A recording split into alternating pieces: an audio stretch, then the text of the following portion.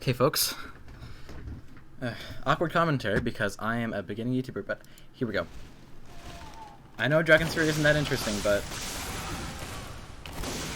I'm hitting so many clips today, and I thought I would capture some of the magic that this weapon can offer. Look at that shit.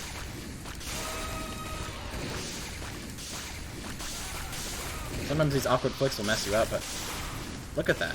You can do so much more damage with this thing. Just do shots, you know? And it's obvious, but you can destroy pyros in 1v1s. There's so many good things can happen from this if you just decide to get good one day. You decide to practice. And some people are like, oh, don't Uber the Dragon Fury pyro, but look at this shit.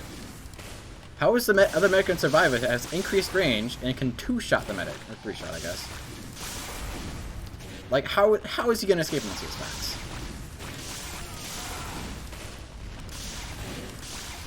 If you have bad aim, then pyros are gonna be your worst enemy, but there are even some tricks I've learned. Like, you can shoot folks in their feet, and because of the increased knockback they take from damage, from the extra damage, that can happen. When they're crouching, it's a bit more difficult to do that, but oh, I was hitting so many clips today, and that would have been one of them.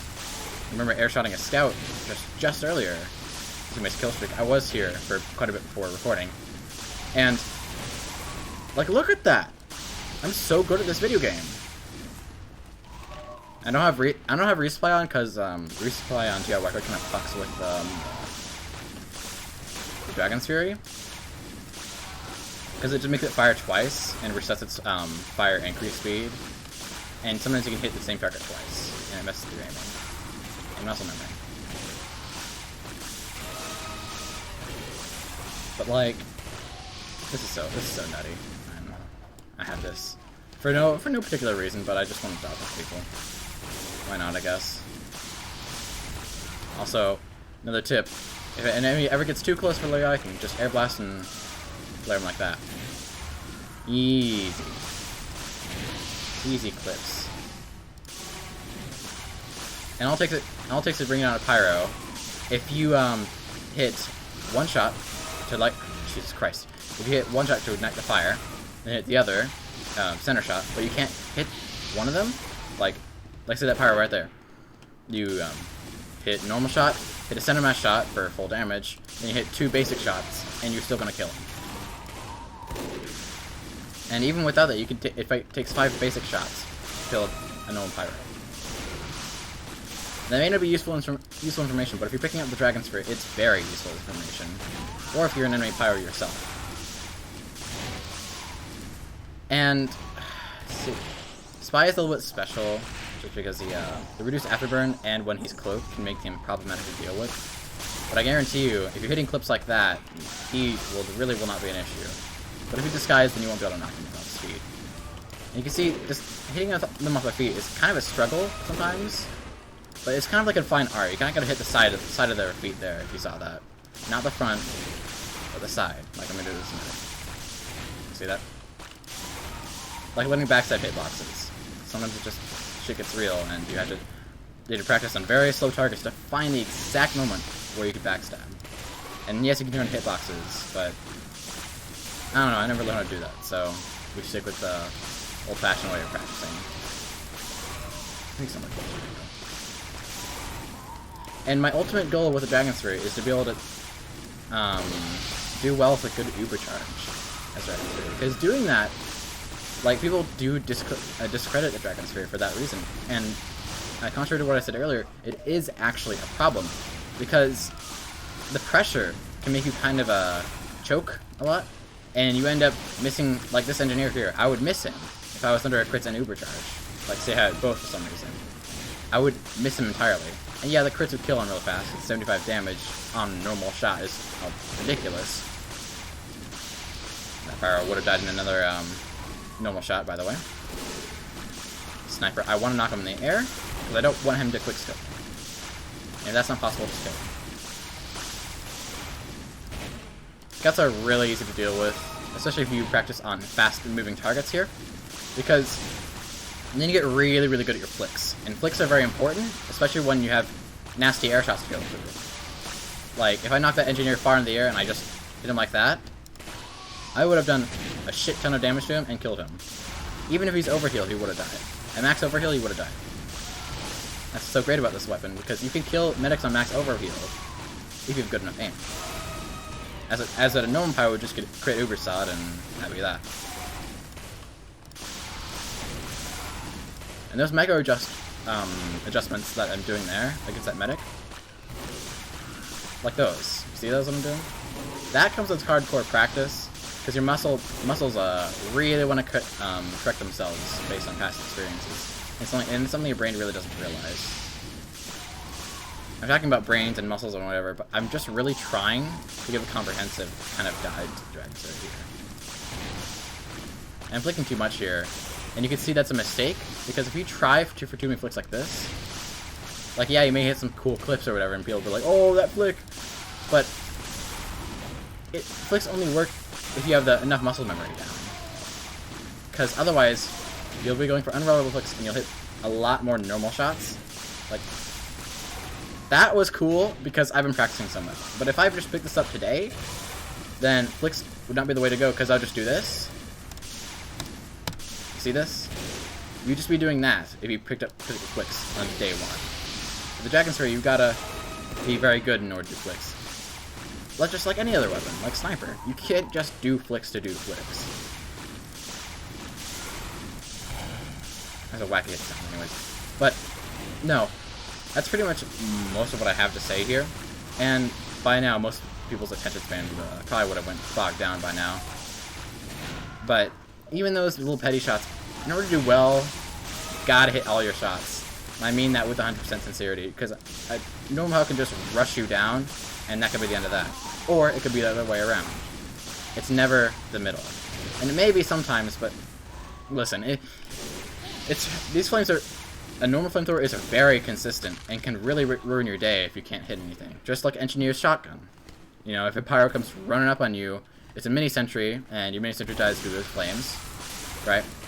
And you really don't want to die to that pyro. So you try to hit the best shotgun shots of your life, but you miss.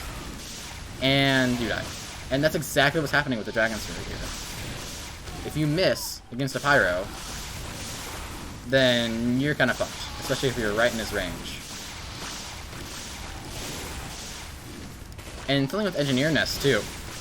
What I appreciate about the Dragon Slayer is peeking is much more viable now. You can't, like, say, you know what, you guys already know what I mean, especially the C2 vets if you guys are watching this video.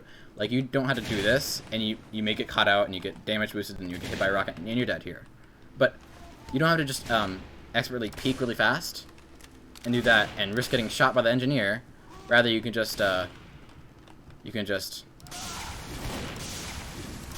3 shots and the sentry's dead. Easy as pie. And usually they aren't awkward corners like that. Usually just these corners, like, you'll be doing with these a lot. And normal Engineer dispensers, if he's hiding inside a dispenser, it does not work. Because he can't hide in the dispenser. Flames penetrate all targets. Regardless of any damage resistance.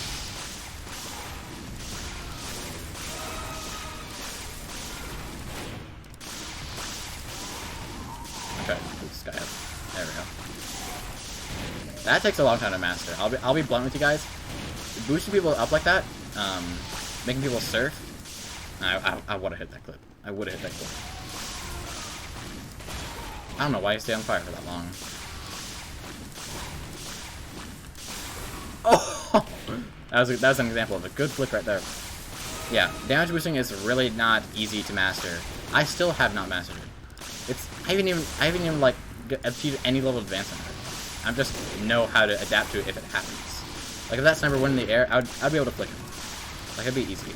But just learning how to do it in the first place is just really difficult. And it's also very important to know when you're fighting medics. Because you see this guy, right?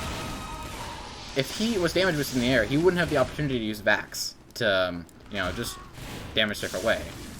Like I said, that's another great example. Just, let's say stock Uber. His heavy's protecting him, right? He sees me, and tries to run away. But then I damage surf him the opposite way, like, say Engineer's walking like that way. And then he gets shot at back here because I shoot right here. and then I could finish him off easily. And then heavy right over there, I can go behind a corner, he'll be, of course, revved up, and depending on how close he is, I can peek corner, keep bursting him down until he dies. It's really that simple. And heavies are kind of their own thing as well. It's kind of like, boss fight. Same thing with Engineer and the Widowmaker. This thing's different shots, and so does a Widowmaker, and it has pretty much the same damage output. But what has to be said is this thing can shred through overheal, and I don't mean that lightly. If the heavy is not good, in question, then he'll have a real tough time tracking you, and it could be really easy to just do this, B-hop around him, and do whatever you need to. But if it's a good heavy, then you want to peek around corners as much as possible. And if he's really close, and he's still revved up, and he's going around that corner, then you want to step back and get some range on him. And if you have a flare gun, you can, once he goes around the corner, you can pop him. But most likely, if he's peeking that corner, and he knows you're Dragon's Fury main, and he has some low health, sure as hell he's going to run away. But then, that's also your time to peek and kill him when he starts to run away. When you get him revved down, because even the Tom Saw makes a distinct sound when it's revving up and revving down. Maybe not revving down, but revving up, you can hear it. It's not while it's revved up, but when it gets revved. If that makes sense, I don't know. Look at that. It's just really that simple. Anyone can do this. It's just, it's a lot of practice.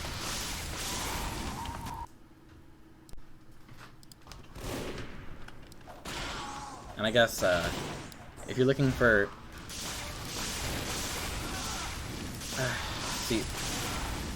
if you're looking for melees you could use with Dragon's Fury, Hot Hand is definitely not one of them. Hot Hand is the worst one, probably. But... oh, I don't know what this is. But, I'll end my kill streak here. But... Flare Gun is really nice when you're pretty far into the experience. You're pretty experienced. And when you don't need the Squirt Shot as a starter.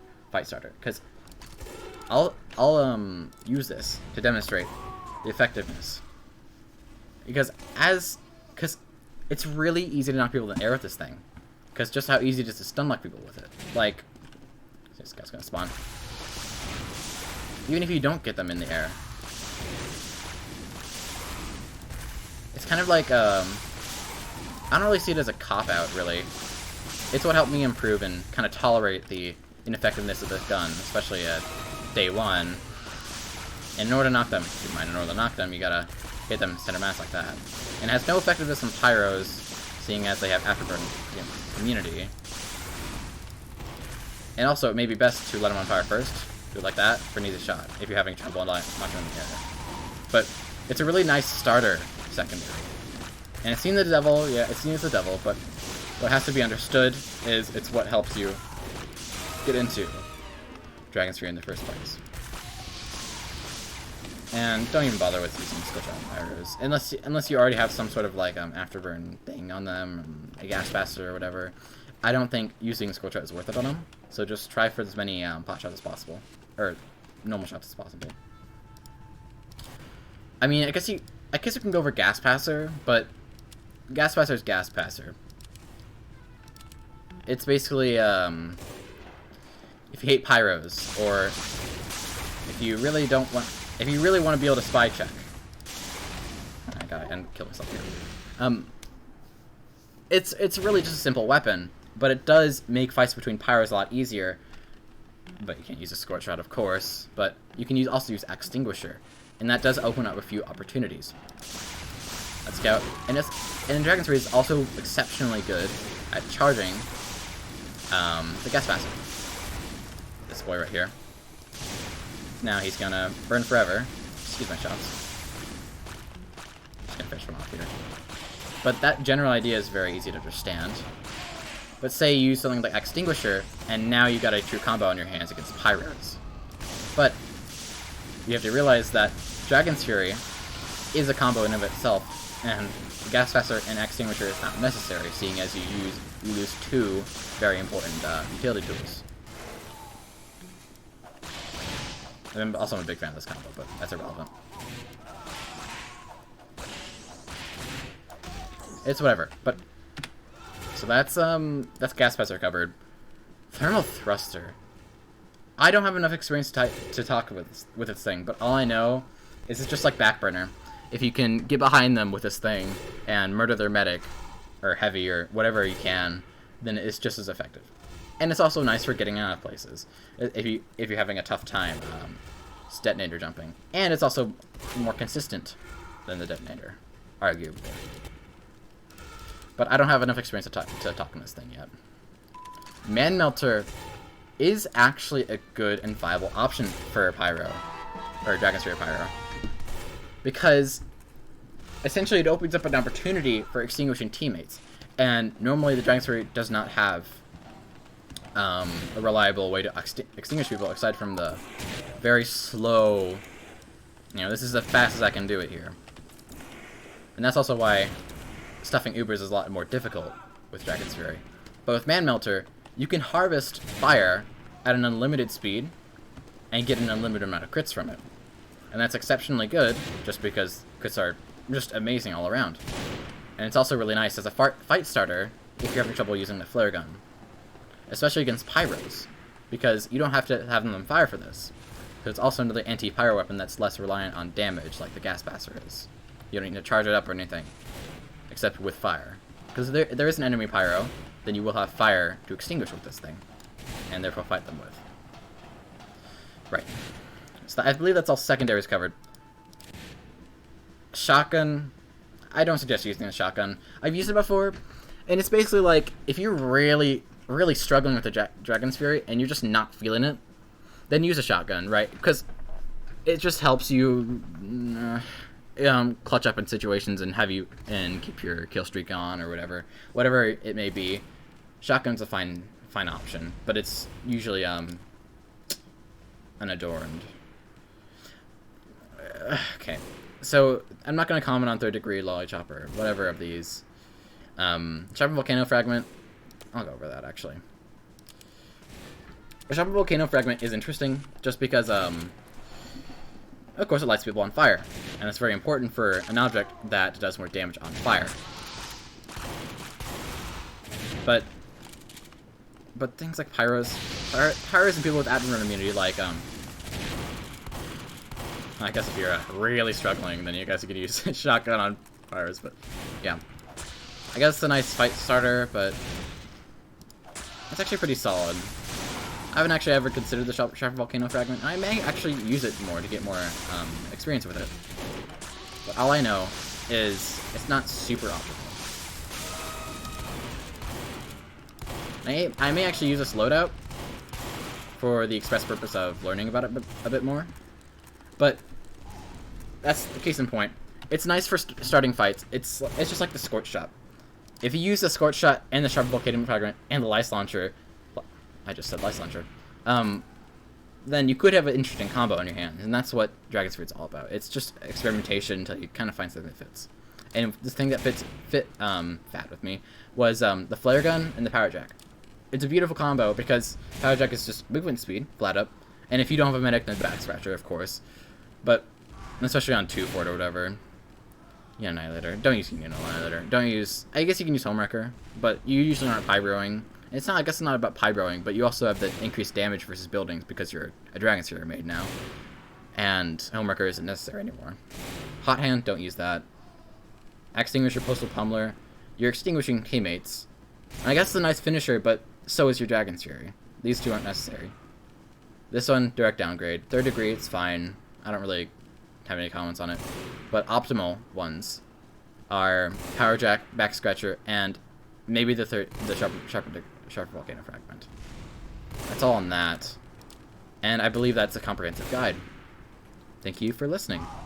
Yeah, it's my first kind of attempt at an actual advice video and kind of bringing the Dragon Sphere to light, except for Uncle Dane. He kind of did that forever ago. I lost my focus. Yeah. No. But hope you guys kind of enjoyed what was happening here. Yeah, that's about it. Love you guys. Peace.